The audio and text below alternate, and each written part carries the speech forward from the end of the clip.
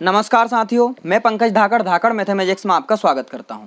आज हम पढ़ने वाले हैं क्लास 8th का एक्सरसाइज 10.1।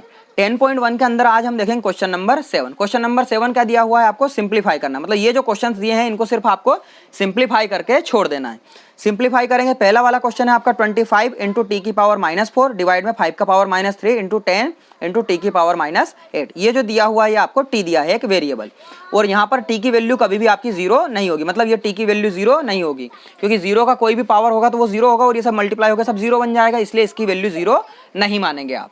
ठीक है, तो आइए आगे बढ़ते हैं हम।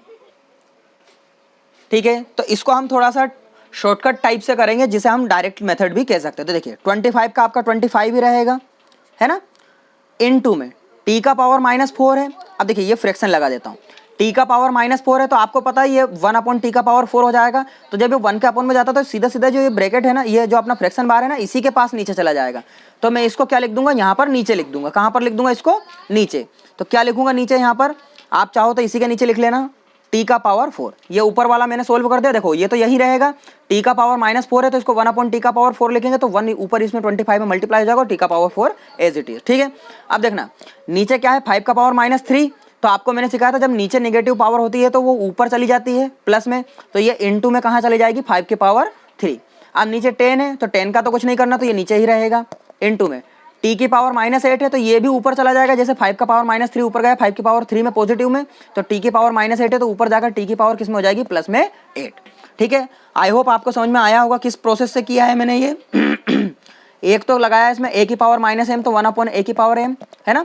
देखिए टी की पावर -4 था तो इसको मैंने 1 अपॉन टी की पावर 4 लिखा, तो ये 1 ऊपर 1 में इसमें मल्टीप्लाई होगा, टी की पावर 4 एज इट इज। ठीक है, अगला वाला कौन सा लगाया है इसमें, इसमें लगाया है मैंने 1 अपॉन a की पावर -m, तो ये हो जाएगा आपका a की पावर m।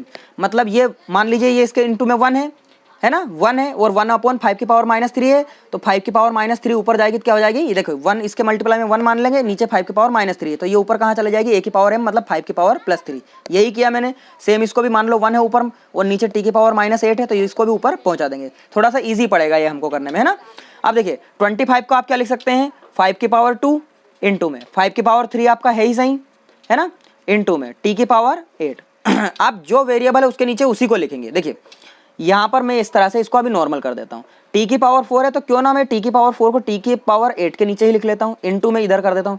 अब क्योंकि 10 इधर लिखूँ या 4 उधर, बात है कि इंटू में 10 है तो 10 को क्या लिख सकता हूँ मैं, 5 इंटू 2, है ना, 5 2 जा 10, कोई दिक्कत नहीं। और इंटू में जब कुछ भी नहीं है तो चाहो तो 1 लिख लो, नहीं तो कुछ लिखने की जरूरत नहीं है। अब आपको पता है जब मल्टीप्लाई होता है तो पावर प्लस हो जाती है, तो ये 5 की पावर 2 5 की पावर 3, तो दोनों 5 की पावर प्लस हो जाएगी, 3 की 2 और, तो ये हो जाएगा 5 की पावर 3 और 2 5, है ना। इनटू में टी की पावर 8 और अपॉन में टी की पावर 4। तो देखो सिर्फ इतने को देखो, टी की पावर 8 अपॉन टी की पावर 4, तो ये कुछ ऐसा लग रहा है आपको, a की पावर m डिवाइड a की पावर n। देखो दोनों में सेम है और पावर अलग अलग है, तो आप इसको क्या लिखेंगे, a की पावर m -n लिखेंगे। तो मैं इसको शॉर्टकट करूंगा, देखो ये हो जाएगा टी की पावर 8 -4, तो टी की पावर 8 -4, तो 8 में से 4 जाएगा, क्या बचेगा, टी की पावर 4। आया समझ में, नहीं आया इसको, है ना। और देखिए ये दोनों हो गए। अब नीचे क्या बचा, 5 की पावर 5 इंटू 2, तो इसको 5 इंटू 2 ही रहने दीजिए, है ना। अब देखिए ये 5 की पावर 1 है, इसको भूल जाइए। तो यहाँ पर भी a की पावर m a की पावर n, देखो a नीचे दोनों में 5 5 है और ऊपर पावर m है और n है, तो 5 में से 1 पावर चली जाएगी यहाँ पर भी, तो इन दोनों में से क्या लिख दूंगा मैं, 5, और 5 में से 1 पावर जाएगी तो कितनी बचेगी, 4 इंटू में टी की पावर 4, और नीचे क्या बचेगा, सिर्फ 2। अब 5 की पावर 4 क्या होती है, 5 5 25, और उधर भी 5 5 25, और 25 25 आपका हो जाएगा 625। तो इसकी 5 की पावर 4 की वैल्यू क्या हो जाएगी, 625। इंटू में टी की पावर 4 है। किसी भी वेरिएबल को जब इंटू में लिखते हैं तो डायरेक्टली आप टी की पावर 4 लिख सकते हो, अपॉन में क्या चल रहा है 2। यही क्या हो जाएगा, आपका आंसर हो जाएगा। ठीक है, आइए इसी के साथ नेक्स्ट की तरफ बढ़ते हैं हम।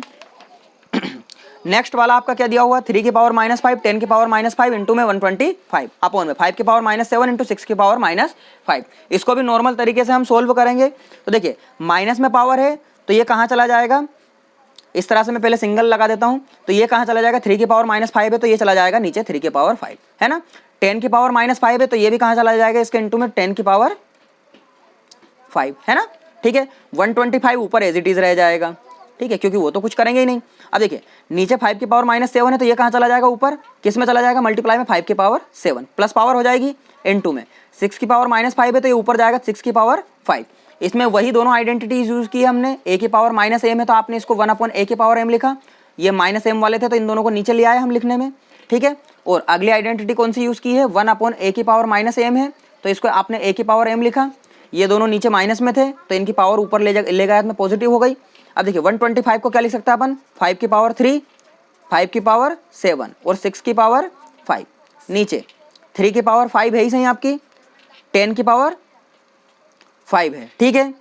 अब देखिए क्या इसमें कुछ कैंसिल हो रहा है, नहीं हो रहा है, तो अभी रुकिए जरा, इसको थोड़ा और एक्सपेंड करते हैं ना, है ना। हम इसको इक्वल लगाकर 5 की पावर 3 एज इट इज रहेगा, इनटू में 5 की पावर 7 एज इट इज रहेगा। इस 6 के फैक्टराइजेशन कर सकता हूं मैं, 6 को क्या लिख सकता हूं, 3 × 2 का होल पावर 5 लिख सकता हूं इस तरह से इसको मैं। और नीचे 3 का पावर 5 तो एज इट इज रहेगा, इनटू में 10 को क्या लिख सकता हूं, 2 × 5 लिख सकता हूं 10 को, और इसका होल पावर 5। मैंने कुछ नहीं किया, इन दोनों को फैक्टराइज में करके लिख दिया है। अब आपको पता किसी भी होल नंबर की पावर ये है तो आप 3 की पावर 5 भी दे सकते हैं और 2 की पावर 5 भी दे सकते हैं। तो इसको हम एक स्टेप और कर लेते हैं आगे, 5 की power 3 as it is, into में 5 की पावर 7 भी एज इट इज, 3 और 2 इनटू में लिखे और इनकी पावर 5 है तो इन दोनों को अलग अलग पावर दे सकते हैं हम। क्या लिख सकता हूँ, 3 की पावर 5 × 2 की पावर 5 लिख सकता हूँ इस तरह से, डिवाइड में 3 की पावर 5 एज इट इज रहेगा आपका, इनटू में 2 की पावर 5 हो जाएगी ये, इनटू में 5 की पावर 5, है ना। अब देखिए क्या कोई कैंसिल हो रहा है, तो देखिए 2 की पावर 5 से 2 की पावर 5 कैंसिल हो जाए क्योंकि ये सब मल्टीप्लाई में है। 3 की पावर 5 से 3 की पावर 5 भी कैंसिल हो जाएगा, ठीक। अगला वाला क्या बचता वो देखिए, 5 की पावर 3 इनटू में 5 की पावर 7, नीचे है आपका 5 की पावर 5। आपको पता है जब मल्टीप्लाई में होता है तो पावर प्लस हो जाती है, तो ये हो जाएगा 7 और 3 10, तो 5 की पावर 10 हो जाएगी, नीचे क्या है 5 की पावर 5। अब बेस सेम है, पावर अलग अलग है तो इसको भी कर लीजिए, ये हो जाएगा आपका बेस एक बार लिख देंगे और 10 में से 5 जाएगा, कितना बचेगा 5 की पावर 5, तो आपका हो जाएगा 5 की पावर 5 भी आपका क्या हो जाएगा यहाँ पर आंसर। आप चाहें तो इसको और आगे सोल्व कर सकते हैं, किस तरह से 5 की पावर 5 को इवेल्युएट कर दीजिए, मतलब इसको मल्टीप्लाई कर करके लिख दीजिए, पर हम अभी इसको यही आंसर मानेंगे। तो आपका आंसर क्या हो जाएगा 5 की पावर 5, यही होगा इस क्वेश्चन का answer. Okay, thank you everyone. इसी तरह हमारे साथ जुड़े रहिए और नेक्स्ट वीडियो पार्ट में आप देखिए 10.2 के क्वेश्चंस और कुछ बेसिक पॉइंट्स जिनसे हम इनको इजीली और आसानी से कर सकें। थैंक यू एवरीवन, इसी तरह हमारे साथ जुड़े रहिए।